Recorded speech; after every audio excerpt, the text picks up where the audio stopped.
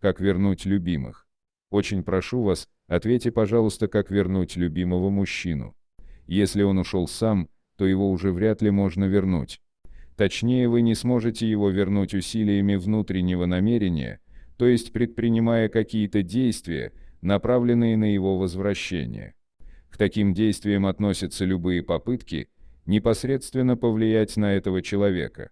Если даже у вас что-нибудь получится, он уже не будет прежним.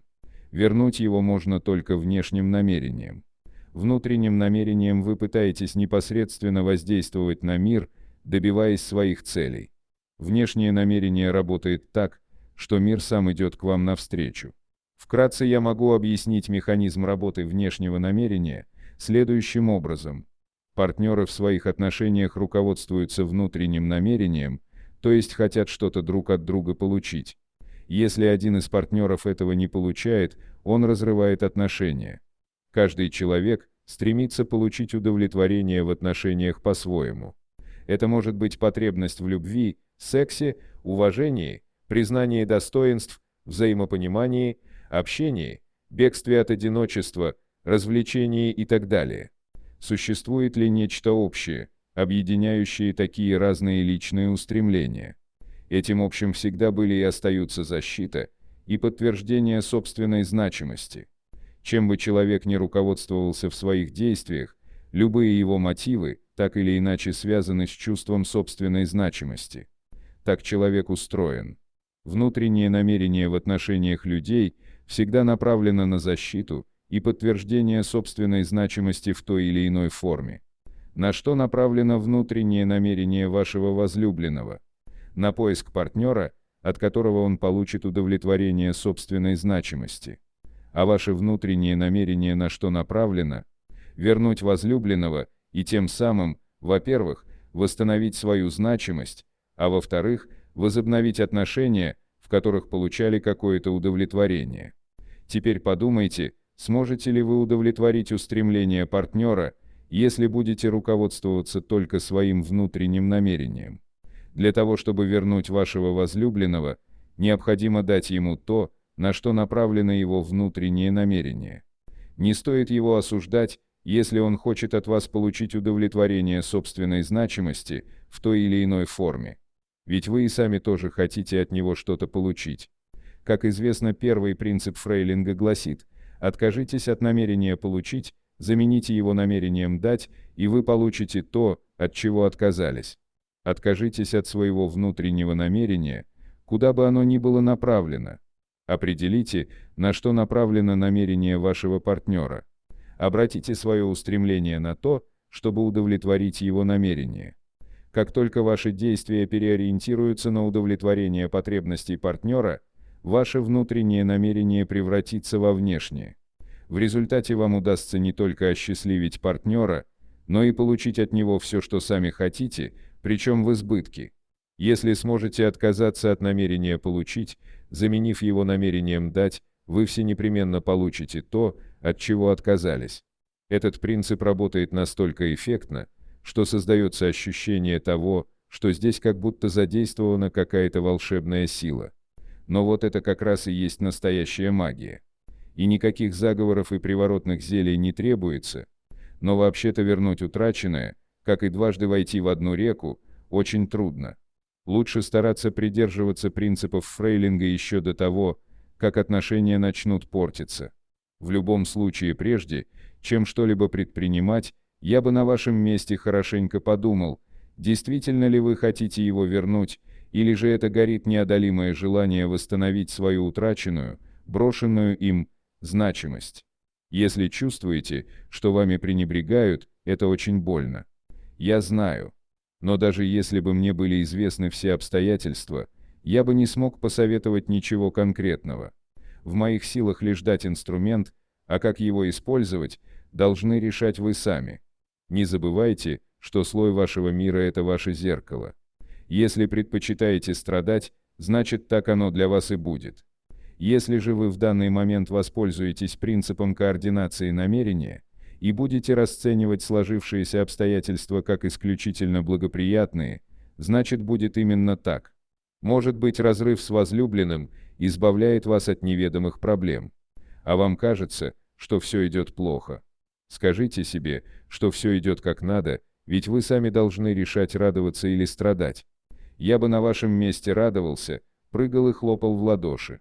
Позвольте зеркалу доставить вам удовольствие. У меня та же проблема.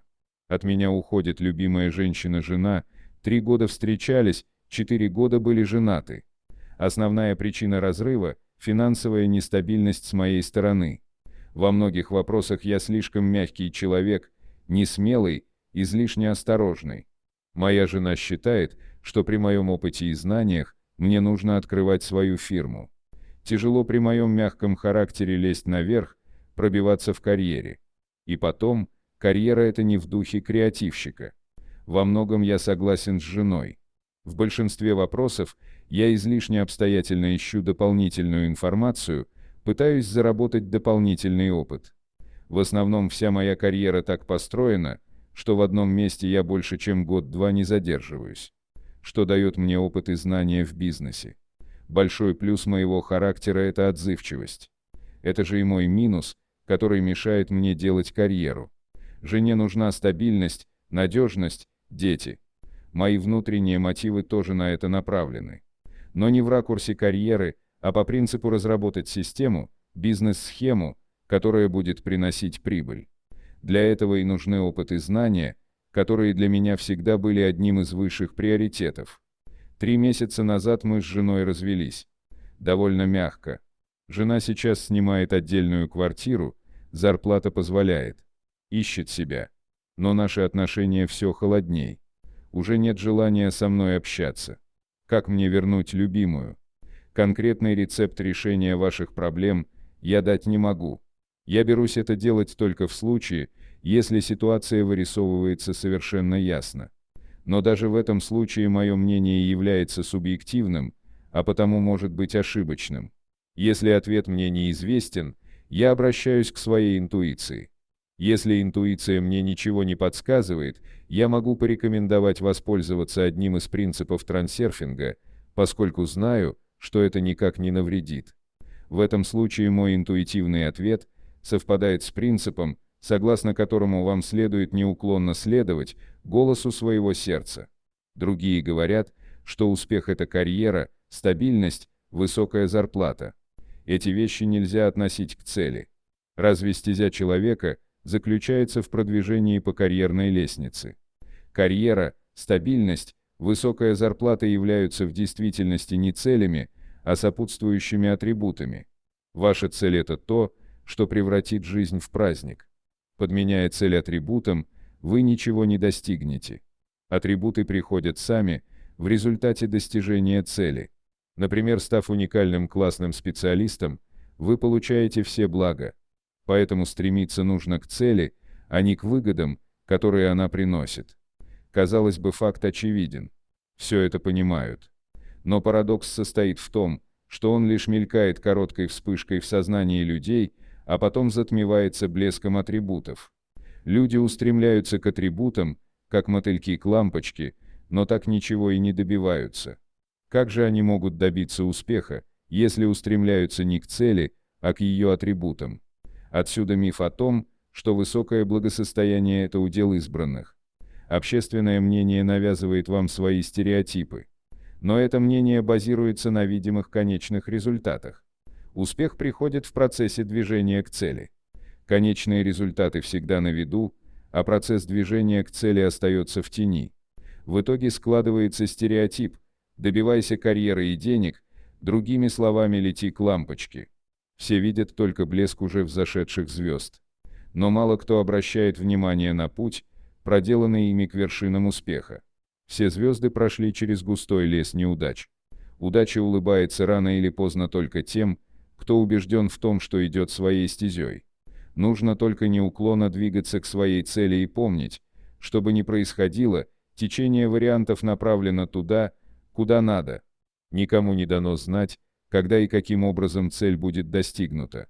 Если вы будете следовать общепринятым стереотипам, то можете добиться определенных успехов.